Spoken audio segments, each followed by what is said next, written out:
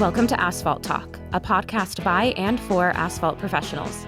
Join our expert hosts as they tackle real industry issues to pave a smoother way for asphalt suppliers and producers. This podcast is sponsored by MAPA, the Missouri Asphalt Pavement Association. Founded to promote quality and accountability, MAPA has been serving the asphalt producers of Missouri since 1990. And now a public service announcement from our sponsor, May Create Design. Google Translate doesn't work for web designer to paving company translations. You say hot mix and it thinks you're talking about the latest snack craze. Wouldn't it be nice to work with a designer who knows the difference between binders and bitumen? Work with folks who have been speaking your language for the past 17 years. Visit mayecreate.com. That's M-A-Y-E create.com. Because if you think your website sucks, so does everyone else. Hello, everyone, and welcome back to Asphalt Talk. I'm your host, Dale Williams with the Missouri Asphalt Pavement Association. Today, we're sitting down with Colonel Mark Tillman, former commander of the Air Force One, on 9/11, keynote speaker for the 2025 MAPA annual conference. Colonel Tillman, it's an honor to have you with us today. I look forward to our discussion and learn a bit about your incredible experiences, and give listeners a taste of what they can expect to hear from you keynote address at the conference. And as we're recording this on the heels of Veterans Day, first of all, I'd just like to say thank you for your service to the country.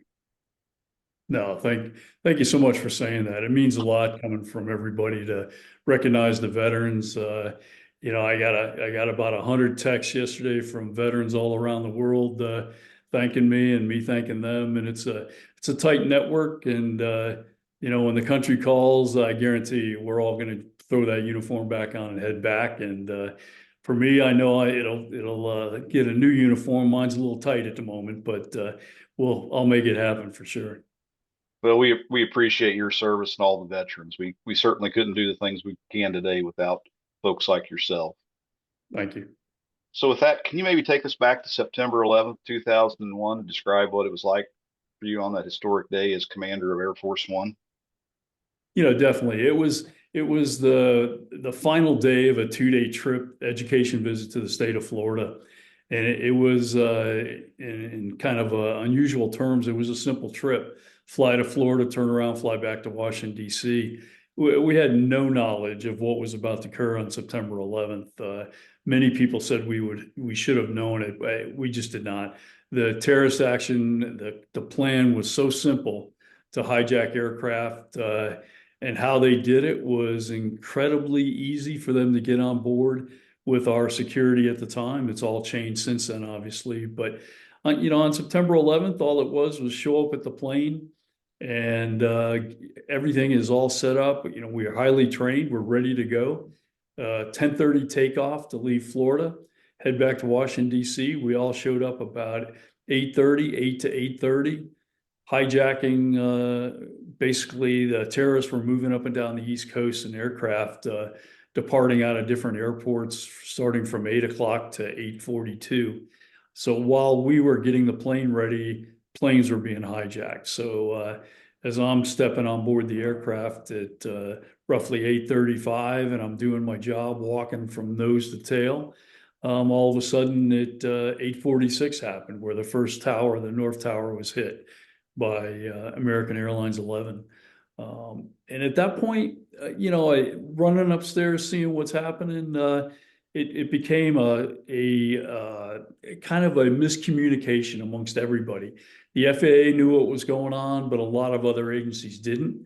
And it was listed as a light aircraft strike on the tower's operator air. And that's how it was briefed to the president as he went to an elementary school. And for us, it was the same thing. But the pictures we kept seeing on the Today Show, that was our only source of television at that time, was tuners on the aircraft, and we didn't have direct TV access. So, but most of us, the 3 pilots on board, when you look at the footprint of what hit that tower, it was not a light aircraft. And we kept saying that to each other, but we knew that the president would go visit New York, obvious loss of life. And from then, everything started snowballing. 9:03, called back upstairs. Now we're relocating the president of the United States because the country's under attack. And it was just a simple mission, but everybody had to go ahead and shift into the focus of protecting the president of the United States. for the continuity of government. We've all been highly trained for that. We know how to do it. But the challenge for us was normally continuity of government's a function of missiles coming into the country, sub-launch missiles, where you've got minutes to react. This had already occurred. They'd already beat us at our own game, came from in the country. So you had to step back and think about your plan, how you're going to execute to protect the president. So it was a initial attack that we all just looked at each other and just started getting inputs from each other about how we're going to solve this. And it worked perfectly. We supported the president right to the bitter end. So how did your training experience prepare you to lead through this high pressure decisions that were required that day?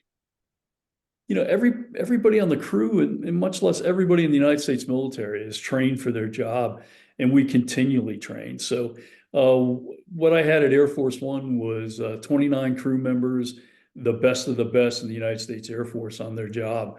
So when everything happened, as the commander, all I had to do was tell everybody we're executing plan such and such, and everybody moved out.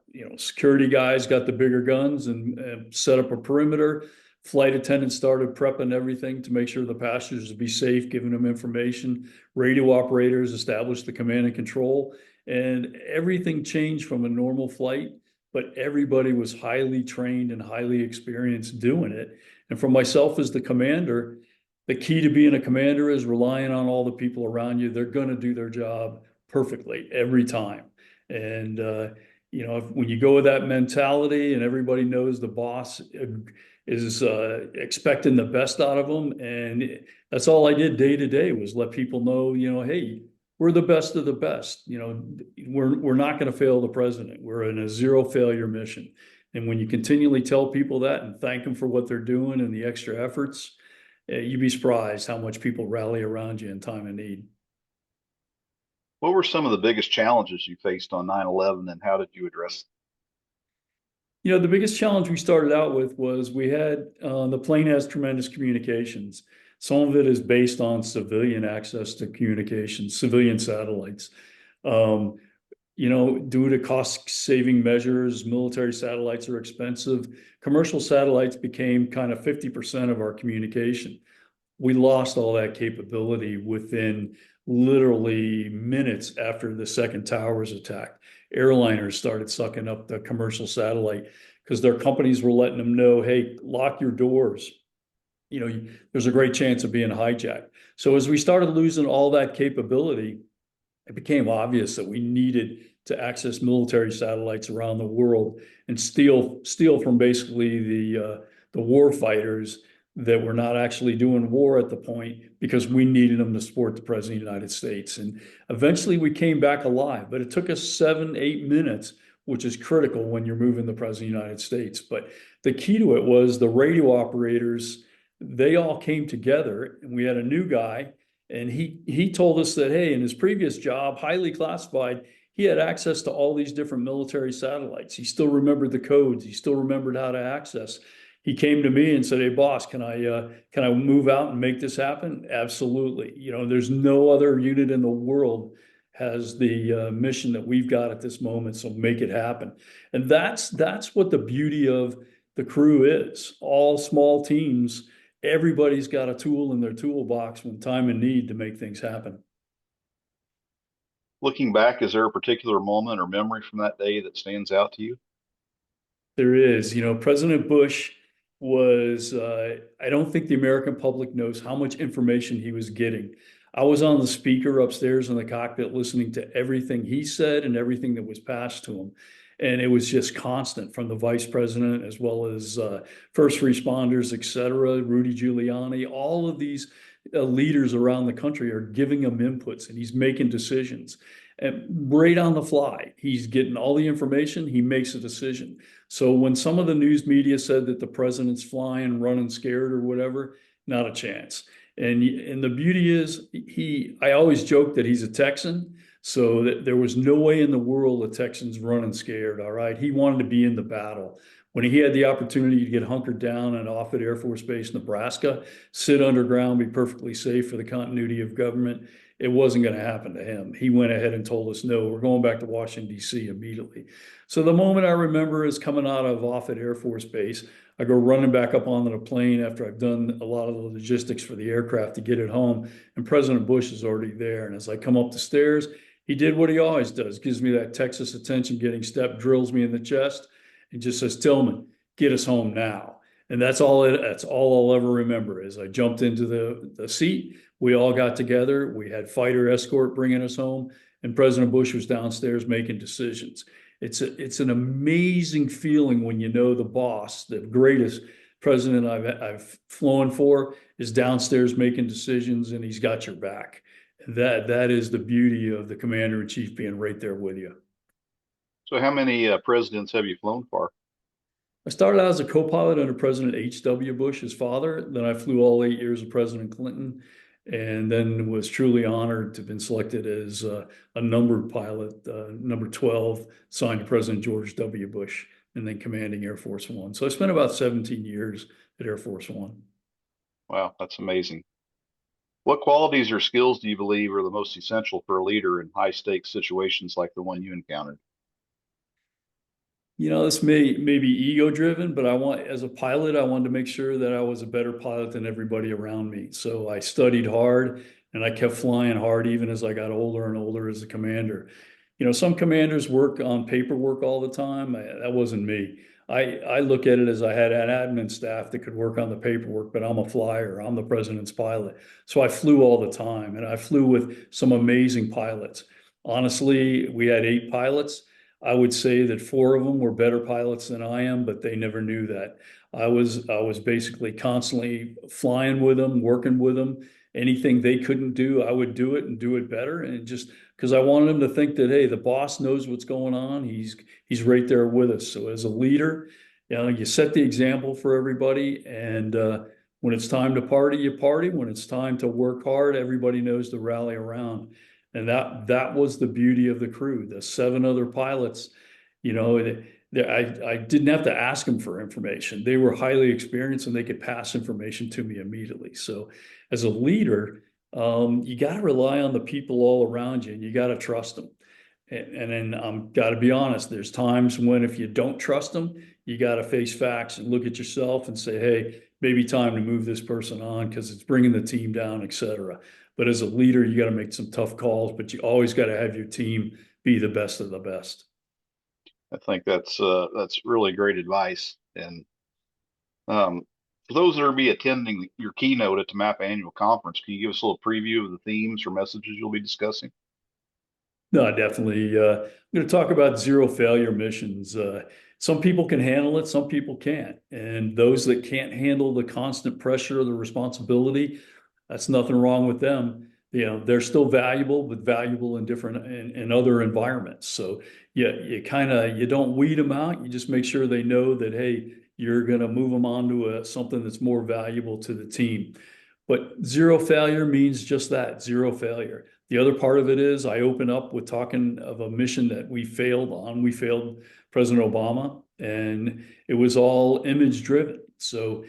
But we failed it and we took accountability for it. And that's the other key to being in high stakes environments. When you fail, you analyze what caused the failure, but you accept it immediately. You do accountability on it, and you don't fend it off to somebody else because nobody else was the leader. You were the leader. Buck stops here.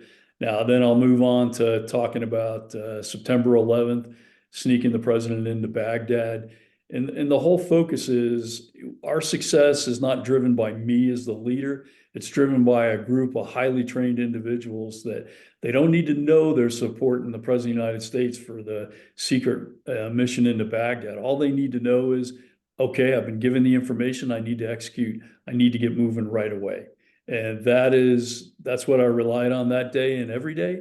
And they just never let me down. So kind of 4 stories, talking about what the military does for you, September 11th in Baghdad, and then bring it all at the end with, I'm hoping USA, people are motivated to stand up and shout and understand that the recent election is, it's not about who's leading us now. It's about everybody coming together now for a change and recognizing that, the country's spoken, elected leaders in position, and whatever your desires are, just put them on the back burner because we got to come together like everybody did during September, after September 11th, and took care of each other and took care of this country. And, that was an incredible time. I know we can do it. We can do it again. You're seeing sights and seeing hope that people are going to do it. And I guarantee you people will.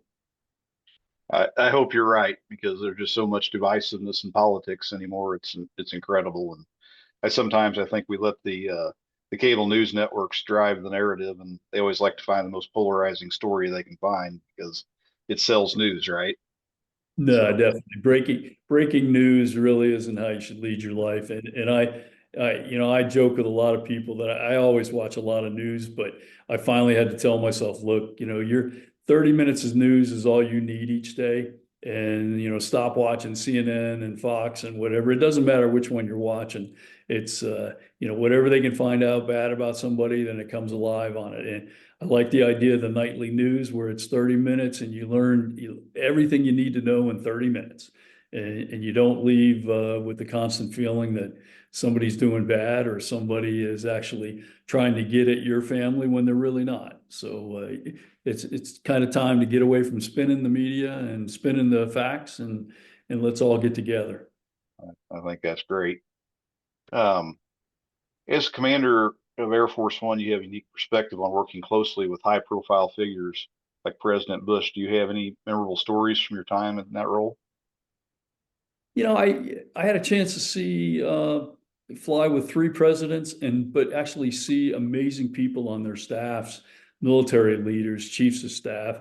Andy Card is one of the greatest leaders, the chief of staff for President Bush. Mr. Card is incredible, strong Christian, just leads and motivates people constantly, and he's always there for you. So that was the biggest thing I learned with all the presidents. Every president, even though the media cuts them down all the time, they are dedicated to the American people, no matter who they are. And you watch the staff all around them trying to come up with different ways to support the American people and support America. They're always thinking outside the box to try to make things happen. And that's what I loved about the job. And you saw all the people around them, military leaders, everyone that, just tremendous uh, people that have had tremendous backgrounds, and they've come together, and it's like a flying think tank where they talk and they think and they make things happen, whatever's going on in the country. And in time of need, it isn't political. They really come up with answers. Either hurricanes or whatever it takes. They take care of business, and that's the most impressive thing I've seen on Air Force One is watching other leaders. And the final thing on that is I'm 30 feet up in the air looking out that window.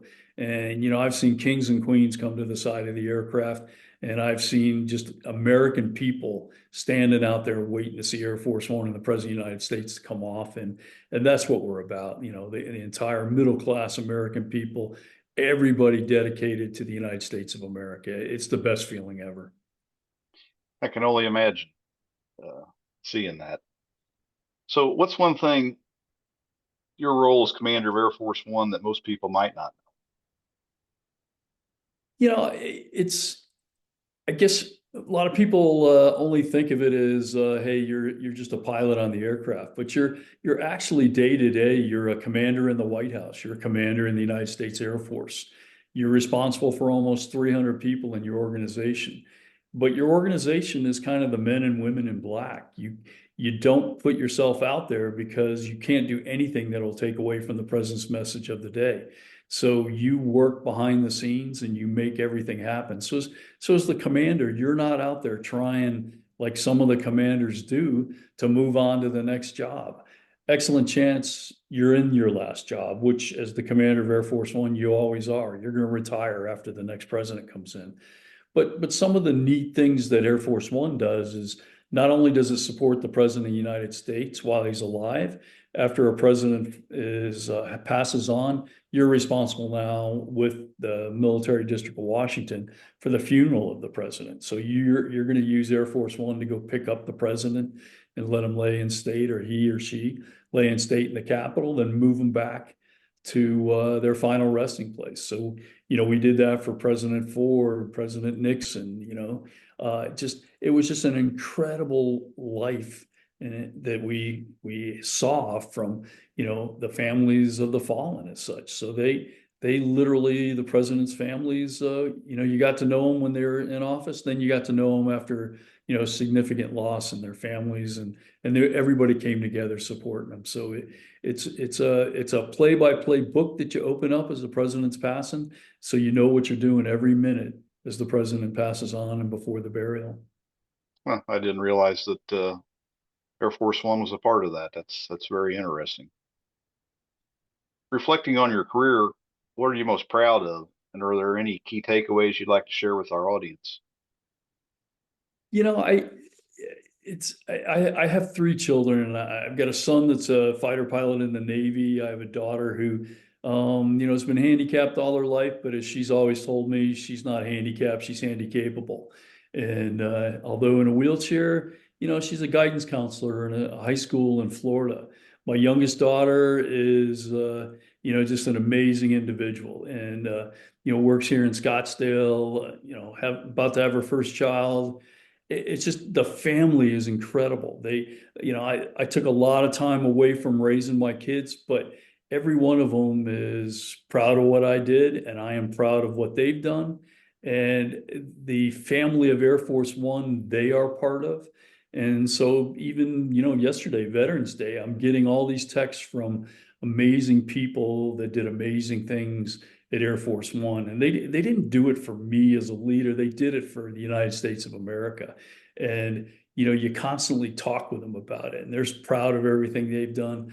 I'm proud of all the things they've done. I'm proud of all the people that I've met, but mostly proud of my son and daughters and what they've accomplished in their life. And, it just all comes together now that I'm retired, and, now I'm the grandpa that, has a grandchild that I'm creating in my own image, that he's going to be a pilot. He's going to, I've given him airplanes, I've given him everything he needs and taken him flying. So, yeah, he'll be the next Air Force One commander in 22 years. So. Well, that's awesome. Hopefully that legacy continues. Lastly, any parting thoughts for those who will be attending your keynote or listening to this podcast? Definitely. I grew up in your industry, and I saw that my dad was a civil engineer for an asphalt paving company. They had their own asphalt plant. They had their own quarry. I've knocked dirt off of stakes as the roller and the grader comes through. I put chicken inside the asphalt machine to have it cooked for my lunch with all the other workers. And the key to that industry that I learned was that taught me the basics of taking care of each other. There was always a big rivalry between those that were, building the roads and those that were laying the asphalt. And, it was always a big joke that the guys that built the road didn't build it as good as they could have, and the asphalt guys had to recover from it and make things happen for them. And then it was a constant fight between them. But in the end, everybody came together at the end of the day, laughing, having a beer and whatever. And that was what I always learned from my father. And I still remember to this day, my mom taking his clothes. He had to take his clothes off outside because he had asphalt on him. He had to hang them up outside, and he had like 6 pair of pants. And she would try her best to get the asphalt on him, but he constantly smelled like asphalt. So you knew he was coming. And those are the memories of your industry and everything that's going on. And I'm going to be truly honored to come talk with you all. Well, I think it's really neat that you have a connection to the industry. I mean, I feel like they're all siblings. They all like to fight, but at the end of the day, they all got each other's backs, and it's really a neat industry to work in. So looking forward. I've seen it. I'm definitely looking forward to talking with y'all. Well, I'd like to thank you for listening to Asphalt Talk, the podcast by and for asphalt professionals. If you enjoyed listening and learned something, please leave us a review. Your review will help us connect with other professionals like yourself so we can keep this conversation going. 1992 called, they want their website back. Stop apologizing for your crappy site and stop working with that company who thinks hot mix is the latest snack craze. Work with folks who have been speaking your language for the past 17 years. And get a website that's not a gigantic pain in the you-know-what to build. Visit mayecreate.com, that's M-A-Y-E create.com for a free consultation and quote. Because if you think your website sucks, so does everyone else.